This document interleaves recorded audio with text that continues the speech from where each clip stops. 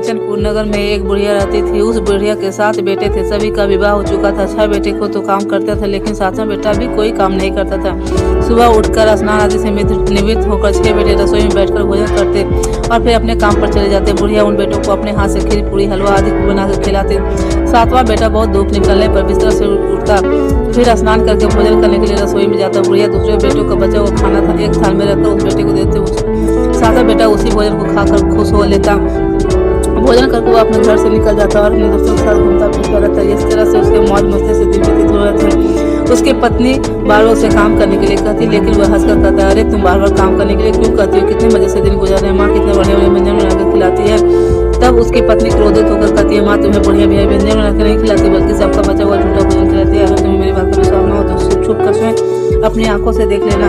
उसे अपनी पत्नी की बात पे भरोसा न था, इसलिए एक दिन सीधर का बहाना बनाकर और चादर ओढ़कर रसोई में सो गया। थोड़ी देर के बाद उसकी माँ ने अपने बेटे को खीर, पूरी, हलवा आदि खाने को दिए। भोजन के बाद लड्डू खाने को दिए। भोजन करके वो अपने घर से चले गए। उसके जाने के बाद बुढ़िया ने एक थाली में बचे हुए थाली भोजन को इकट्ठा किया और लड्डू के टुकड़ों को एकत्र करके दोबारा लड्डू बनाए। उसके बाद बुढ़िया ने 7वें बेटे को भोजन करने के लिए उठाया। सोते हुए चादर के नीचे से उसने सबको देखा। उसने कहा, माँ मुझे भूख नहीं, मैं परदेश जा रहा हूँ। बुढ़िया ने कहा, कल जाता है सो आज ही चला जा। बुढ़िया कठोर वचन सुनकर वह परदेश जाने की तैयारी करने लगा। चलने से पहले वो अपनी पत्नी के पास गया और बोला, अपनी कोई निशानी दो ताकि परदेश में जाकर उसे देखकर तुम्हें याद कर सकूं। पत्नी बोली, मेरे पास निशाने के लिए कुछ भी नहीं है। और कुछ सोच कर उसने गोबर के हाथ से पीठ पर छाप लगा दी। पत्नी ने भी निशानी मांगी तो पति ने निशानी के तौर पे अंगूठी दिया और उसे देकर फिर गाँव छोड़कर शहर चला गया। बहुत दिनों की लंबी यात्रा करके वह सुंदर से विशाल नगर में पहुंचा। वहां उसने कई दुकानदारों से नौकरी देने की प्रार्थना की, लेकिन सभी दुकानदार ने उसे परदेसी जानकर ठुकरा दिया। थोड़ी देर बाद वह एक सेठ की दुकान पर गया और उसने वहां भी नौकरी मांगी। तब सेठ ने उसे नौकरी पर रख लिया, क्योंकि उसे एक नौकर की जरूरत थी। उस दिन से सेठ का सारा व्यवसाय उस लड़के ने संभाल लिया। उसकी मेहनत और ईमानदारी को देखकर उसने अपना हिस्सेदार उस लड़के को बना लिया। कुछ दिनों के बाद उस लड़के ने बहुत सा धन कमाया। कुछ समय बाद सेठ को उस नगर को छोड़कर किसी अन्य शहर में जाना पड़ा था। सेठ ने अपना हिस्सा लिया, दुकान लड़के को देकर चला गया। अब सारे व्यवसाय का मालिक वो लड़का बन गया। उधर बुढ़िया ने लड़के की पत्नी को बहुत दुख देने शुरू कर दिया। हर समय बहुत को जली कटी बातें सुनाती थी, कुछ बुरा भला करती रहती थी।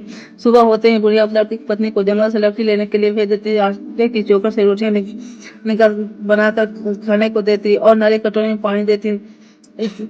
बेचारी चोकर की रोटियां खाकर भी कुछ नहीं करती और उसने अपने भाग पर लेकर सोचकर चुप रहती। एक दिन वह जंगल से लकड़ी काट कर लौटी थी। रात में तो संतोषी माता का मंदिर उसके पास लकड़ी गड्ढे जमीन पर रहते। खुद आराम करने के लिए उनके मंदिर में बहुत सारी स्त्रियां पूजा कर रही थी। और तो उसे पूछने लगी, आप सब किसकी पूजा कर रहे हैं? सभी स्त्रियों ने बताया कि हम सब संतोषी माता की पूजा कर रहे हैं। इनकी तरफ शांति रहती है, धन संपत्ति से भंडार भरता है, निर्धनता दूर होती है, परिवार में सभी सुख शांति से रहते हैं, लड़कियों का शीघ्र विवाह होता है और स्त्रियों पर मिलता है, व्यवसाय में लाभ होता है, संतान के घर संतान होता है और पति परदेश गया हो तो वापस चला आता है। न्यायालय में मुकदमा चल रहा हो तो उसमें जीत मिलती है, धन संपत्ति बढ़ है। इस परिवार के सभी क्लेश नष्ट होते हैं। व्रत करने वाले स्त्री पुरुष को संतोष मिलता है। स्त्रियों किसी से संतोषी माता के व्रत के बारे में सुनकर इसने व्रत की विधि पूछी। तब एक बूढ़ी स्त्री ने बताया, संतोषी माता का व्रत करने के गुड़ और चने का प्रसाद बांटकर स्वयं भी प्रसाद ग्रहण करना कभी नहीं भूलना चाहिए। संतोषी माता गुड़ और चने से की पूजा कर प्रसन्न होती है। संतोषी माता का व्रत शुक्रवार को ही किया जाता है। शुक्रवार को सूर्योदय से पूर्व का स्नान से निवृत्त होकर संतोषी माता का मंदिर में जाकर पूजा करनी चाहिए तथा व्रत कथा सुननी चाहिए। ऐसा कुछ तो घर के किसी कमरे में छोटा सा चित्र या फोटो रखकर पूजा करनी चाहिए। उस दिन कोई भी खट्टी चीज या खट्टा फल नहीं खाना चाहिए। कोई भी घर में किसी को भी उस दिन कोई भी खट्टी चीज नहीं खाना। बहू ने सोचा कि अब आज सारी लकड़ियों को बेच कर चने और गुड़ अवश्य खरीदूंगी और आने वाले शुक्रवार को संतोषी माता का व्रत अवश्य करूंगी। उस दिन उसने लकड़ियों को बेचकर चने और गुड़ खरीदे। शुक्रवार को सूर्य से पूर्व उठकर उसने स्नान आदि से निवृत्त होकर कलश में स्वच्छ ताजा जल भरकर चने और गुड़ के साथ जंगल की और चल पड़ी। रास्ते में संतोषी माता के मंदिर में जाकर उसे संतोषी माता का विधिवत पूजा की और व्रत कथा सुनी। फिर संतोषी माता के चरणों में सिर रखकर प्रार्थना करके कहा, हे माता, मेरे कष्टों को दूर करो, मैं हमेशा तुम्हारी पूजा करूंगी, मेरा पति सब सकुशल लौट आए। संतोषी माता का स्मरण करते हुए आसपास वालों को गुड़ और चने का प्रसाद बढ़कर थोड़ा सा प्रसाद स्वयं ग्रहण किया। इस प्रकार 7वें बेटे की बहू ने हर शुक्रवार को संतोषी माता का विधिवत व्रत प्रारंभ कर दिया। दूसरे शुक्रवार को उसने व्रत किया तो उसके साथ 5 पति का पत्र आ गया। तीसरे शुक्रवार को पति का भेजा हुआ रुपये आने लगा। इस पर घर के सभी लोग ईर्ष्या करने लगे, जिठाने ताने देने लगे और बच्चे भी चिढ़ाने लगे कि अब तो चाची के पास रुपया आने लगा, अब तो किसी से सुधर में बात नहीं करी। बेचारी सबके ताने सुनकर चुप रह जाती, अपने काम में मगन रह। एक दिन संतोषी माता ने उसके पूजा से प्रसन्न होकर कहा, अब जा बेटी, तेरी मनोकामना पूर्ण होगा, तेरा पति शीघ्र ही लौटेगा। वह बेचारी संतोषी माता के वचन को सुनकर घर लौट आई। उधर साथ में बेटा दुकानदारी में इतना व्यस्त हो चुका था कि पत्नी का कोई स्मरण नहीं था। तब संतोषी माता ने स्वप्न में दर्शन देकर कहा, हे धनी साहूकार, तू सो रहा है या जाग रहा है? तो साहूकार ने कहा, हे माता, मैं न जाग रहा हूँ न सो रहा हूँ, आप मेरे लिए आज्ञा करे। तो संतोषी माता ने कहा कि तुम्हें क्या, तू अपने पत्नी का कुछ भी स्मरण नहीं, तुमने इतना सारा धन कमाया। संतोषी माता ने कहा, वह लड़का बोला, है माता, मुझे अपनी पत्नी का तो स्मरण है, लेकिन इस काम से कहीं जाने का फुर्सत ही नहीं मिलता। अब देखो ना, सारा रुपया व्यवसाय में लगा हुआ है, जब तक सारा रुपया वापस नहीं आता मैं घर कैसे जा सकता हूँ? संतोषी माता ने कहा। कल सुबह उठकर संतोषी माता का नाम लेकर संतोषी माता के मंदिर में जाकर घी का दीपक जलाकर और दुकान पर दीपक जलाकर संतोषी माता का नाम स्मरण करके काम शुरू करना। शाम होते होते उधर धीरे लौट आएगा। इसका कारण संतोषी माता उसका स्वप्न में अंतर ध्यान हो गया। सुबह उठकर उसने मित्रों से स्वप्न की बात कही, सब उसका मजाक उड़ाने लगे, लेकिन उसका मन नहीं माना। उसने संतोषी माता को पूरा विश्वास घी का दीपक जलाया, दुकान पर भी दीपक जलाकर संतोषी माता का स्मरण किया और काम को शुरू किया। उस दिन संतोषी माता के अनुकंपा से सचमुच चमत्कार हो गया। उधार ले गए सामान ले गए लोग जल्दी जल्दी रुपया लौटाने लगे। देखते देखते रुपयों का ढेर लग गया। सारा दुकान का सारा सामान भी हाथों हाथ बिक गया। उधर सातवें बेटे की पत्नी प्रतिदिन की तरह जंगल से लकड़ी काटकर घर की ओर लौट रही थी। लकड़ियों को रोज अधिक होने के कारण संबंधी पर गड्ढे उठाकर चबूतरे पर बैठकर थोड़ा सा विश्राम किया। तभी उसे दूर से धूल उड़ती दिखाई तो उसने संतोषी माता से पूछा, हे माता, यह धूल आज कैसे उड़ रही है? माता ने प्रसन्न होकर कहा, आज तुझे तेरी पूजा का फल मिलेगा। तेरा पति परदेश से लौट रहा है, यह धूल उसके लौटने से उड़ रही। अब लकड़ियों के 3 हिस्से कर, एक हिस्से को नदी के किनारे, दूसरे हिस्से को मंदिर में और तीसरे हिस्से को सिर पर लेकर घर ले जा। तेरा पति लकड़ियों को देखकर रुकेगा, लकड़ियों को जलाकर भोजन बनाकर खाएगा, फिर घर पहुंचेगा। तुम लकड़ियों के गट्ठे को आंगन में डालकर जोर से सासू जी को आवाज लगाना लग कि सासू जी लकड़ियां ले आई हूँ, चोकर की रोटियां और नारियल की कटोरी में पानी दो। फिर पूछना आज घर में कौन मेहमान आया। संतोषी माता की बातें सुनकर खुश होती हुई घर में की ओर चल पड़ी। कुछ देर के बाद उसका पति वहां आया। लकड़ियों को ढेर देखकर उसने भोजन बनाकर खाया, फिर कुछ देर विश्राम करके घर पहुंचा। उधर बहू ने लकड़ियों को गट्ठे जमीन पर डालते हुए जोर से आवाज लगाई, सासू जी लकड़ियां ले लो, चोकर की रोटियां दो, नारियल की कटोरी में पानी दो। आज घर में कौन मेहमान आया? सुनकर उसकी बुढ़िया सास बोली, बहू, तेरे पति ही तो परदेश से आया है, नहा धोकर मीठी खीर खाने, कपड़े पहनकर पति के पास बैठ। उसके पति ने कमरे की खिड़की से सब कुछ देखा और सुना। उसने कमरे से बाहर आकर भिखारी की तरह खड़े अपनी पत्नी को देखकर कहा, माँ, यह औरत कौन है? माँ ने कहा, बेटे, यह तेरी बहू है। जब से तू परदेश गया तब से इसने ऐसा ही हाल बना रखा है। जानवरों की तरह गांव में घूमती फिरती रहती, घर का कोई काम नहीं करती और नारियल कटोरी में पानी मांग रही है।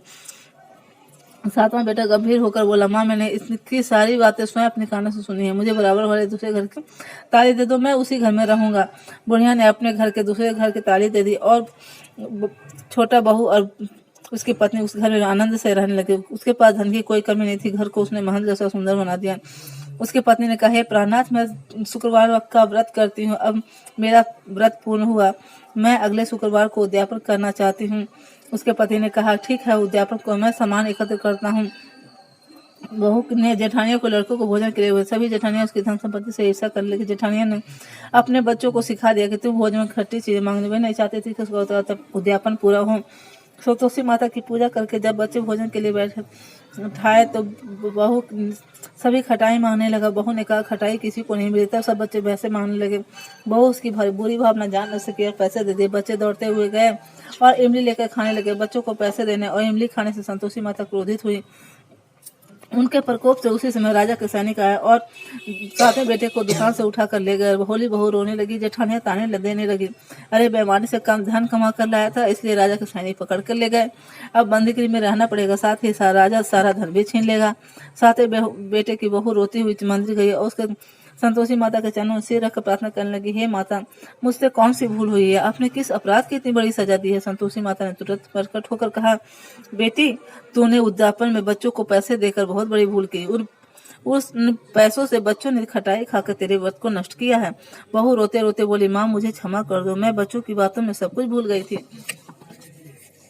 अब मैं दोबारा उद्यापन करूंगी, अब कोई भूल नहीं करूंगी। संतोषी माता ने कहा, जब दोबारा उद्यापन करोगी तो तेरी सभी मनोकामना अवश्य ही पूर्ण होगी।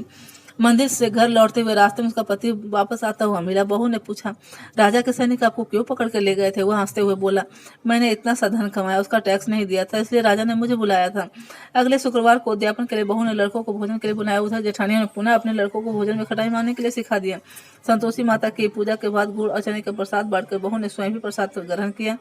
बच्चों ने को जब भोजन के लिए खीर पूरी हलवा खाने को दिया तो सभी खटाई मांगने लगे और कहने लगे कि हमें हलवा पूरी अच्छी नहीं लगी, हमें खट्टी चीज़ ये खानी है। बहू ने कहा, किसी को खट्टी चीज़ नहीं मिलेगी और मैं तुम्हें पैसे भी नहीं दूंगी। खीर पूरी हलवा खाना है तो खाओ। बच्चे नहीं मांगे तो उन बच्चों को भगाकर ब्राह्मणों के बच्चों को बुलाकर भोजन कराया। दक्षिणा में बच्चों को मीठे फल खाने को दिए। उसके उद्यापन संतोषी माता अति प्रसन्न हुई। उनके अनुकंपा से बहू शीघ्र गर्भवती हुई। 10वें महीने उसने एक सुंदर से पुत्र को जन्म दिया। बहू प्रतिदिन उस बेटे को लेकर संतोषी माता के मंदिर जाने लगी। कुछ दिनों के बाद संतोषी माता ने सोचा, मैंने जिसे जीवन के सभी सुख दिए हैं, अब इसकी परीक्षा लेकर देखती हूँ। यह सोचकर संतोषी माता ने एक बुढ़िया का रूप धारण किया और लाठी टेकती हुई बुढ़िया के घर पहुंची। बहू के घर पहुंची। बुढ़िया के सारे शरीर पर मक्खियां भिनभिना रही थी। उसे देखकर सभी मुंह सिकोड़ने लगे। बुढ़िया ने जाकर दरवाजा खटखटाया तो बहू के सास ने दरवाजा खोला और देखते ही जोर से चिल्लाया, अरे लड़को, इस गंदी बुढ़िया को भगाओ, यह कोई चुड़ैल नजर आती है, इसे भगाओ नहीं तो किसी को खा जाएगी। छोटी बहू बराबर वाले खिड़की से सब देख रही थी। उसने जल्दी से दरवाजा खोला और बुढ़िया के पांव छूकर उसके घर ले गई। सास को नहीं रोका तो बहू बोली, आज तो बहुत खुशी का दिन है मेरी सासू माँ, मेरी संतोषी माता मेरे घर आई है। छोटी बहू मेरे का बेटा दूध पीने के लिए रो रहा था, बहू ने उसे दूध भी नहीं पिलाया और संतोषी माता की सेवा में व्यस्त हो गई। बुढ़िया सास क्रोधित होकर बुरा भला कहने लगी। तब छोटी बहू बोली, सासू माँ, आज मेरी संतोषी माता मेरे घर आई है, इनके व्रत करने से ही तो मेरे घर में इतनी खुशियाँ छाई है। इतना सुनते ही सब उसके बुढ़िया के पास आए और उसके पांव छूकर क्षमा मांगते हुए बोले, माँ हमें क्षमा कर दो, हमने आपको पहचानने में भूल की, हम आपके व्रत की विधि नहीं जानते। हे माता, अब हम भी आपके व्रत को क्या करेंगे। उन लोगों से प्रार्थना सुनकर बुढ़िया का रूप धारण किया संतोषी माता प्रसन्न हुई और उन्होंने संतोषी माता के व्रत की विधि बताई। बुढ़िया ने से व्रत की विधि जानकर संतोषी माता के व्रत करने से उन सभी की मनोकामना पूर्ण हुई। उनके घर से धन की वर्षा होने लगी। बुढ़िया के सभी व्यवसाय का खूब तेजी से व्यवसाय चलने लगा। धन संपत्ति से भंडार भर गया। संतोषी माता का व्रत करने वाले तथा व्रत कथा सुनकर गुड़ और चने प्रसाद खाने वाले सभी मंगल कामनाएं पूर्ण होती है। व्यवसाय में दिन दूनी रात चौगुनी तरक्की होती है। निसंतान स्त्रियों की पुत्र प्राप्ति होती है और संतोषी माता का विधिवत करने वाले कुंवारी कन्याओं को मन चाहा और सुयोग सुंदर वर मिलता है। बोलो संतोषी माता की जय।